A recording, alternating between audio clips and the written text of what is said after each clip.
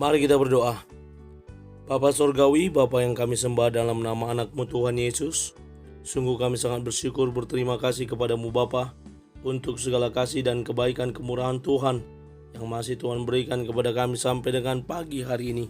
Kami boleh tidur dengan tenang, kami bangun dengan selamat pada pagi hari ini tanpa kekurangan suatu apapun. Sebelum kami memulai aktivitas kami, izinkan kami untuk bersekutu dengan Tuhan, berdoa, memuji muliakan nama Tuhan, dan mendengarkan kebenaran firman Tuhan melalui channel YouTube ini. Berbicara bagi kami Tuhan, nyatakan kuasa-Mu, nyatakan isi hati-Mu, karena kami telah siap untuk mendengarkan kebenaran firman Tuhan. Dalam nama Yesus kami sudah berdoa dan mengucap syukur. Amin. Shalom ibu bapak saudara terkasih dalam nama Tuhan kita Yesus. Semangat pagi. Bertemu kembali di channel Rionando Butar-Butar dalam khotbah 5 menit aja atau 5 untuk renungan harian. Renungan pada hari ini saya ambil dari kitab Hagai pasal yang kedua ayat yang ke-9. Demikian kesaksian firman Tuhan. Adapun rumah ini kemegahannya yang kemudian akan melebihi kemegahannya yang semula, firman Tuhan semesta alam. Dan di tempat ini aku akan memberi damai sejahtera. Demikianlah firman Tuhan semesta alam. Gereja adalah tempat yang paling nyaman dan damai. Ibu bapak saudara terkasih dalam nama Tuhan kita Yesus, Thomas Merton seorang penulis berkata, gereja dan kota adalah tempat yang paling indah. Benar sekali, tempat itu menjadi sebuah tempat pertemuan antara setiap orang percaya, setiap orang yang menyebut dirinya beragama Kristen. Maka gereja menjadi tempat persekutuan antara orang percaya untuk menyembah Tuhan yang mereka imani dan percayai sebagai orang yang beragama.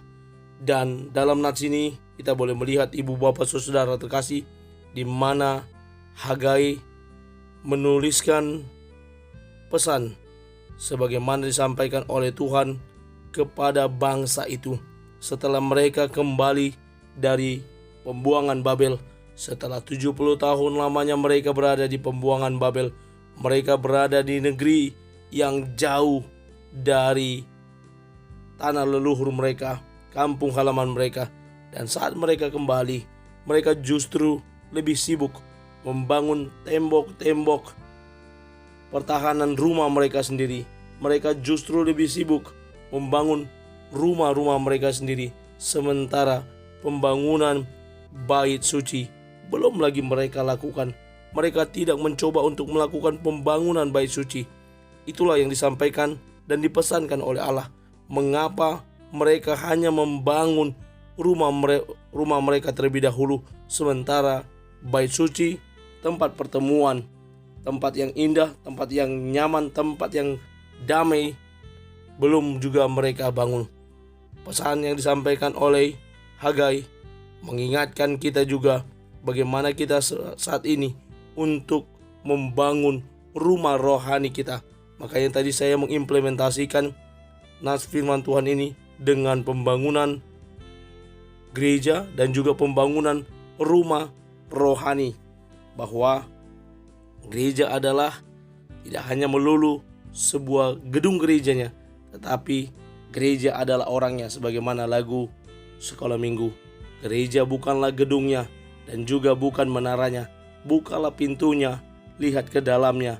Gereja adalah orangnya. Karena itu ibu bapak saudara, mari kita bangun gereja yang adalah tubuh kita ini sebagai tempat yang nyaman, yang kemegahannya kemudian akan melebihi dari kemegahan semula.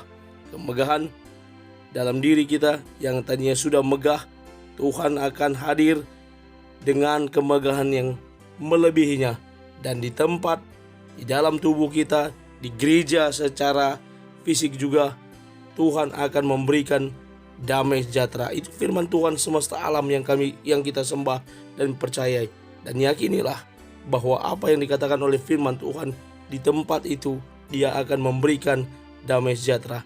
Ini menjadi teguran kepada gereja-gereja yang saat ini sedang bertikai, yang saat ini sedang ribut dengan segala kepentingannya.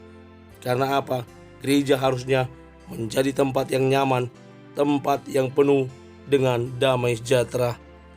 Ibu, bapak, saudara, saya mengutip pernyataan William Adams Brown berkata, gereja ada untuk melatih anggotanya melalui praktik kehadiran Tuhan untuk menjadi pelayan orang lain, sampai pada akhirnya keserupaan dengan Kristus dapat menjadi milik bersama. Mari kita bangun rumah rohani kita dengan giat dan benar sesuai firman Tuhan, dan dari rumah rohani itu akan muncul hikmat sebagai isi rumah rohani kita yang memperindah, yaitu persekutuan, pelayanan, dan kesaksian kita dalam rumah tangga, jemaat, dan lingkungan kita. Amin. Kita bersatu dalam doa.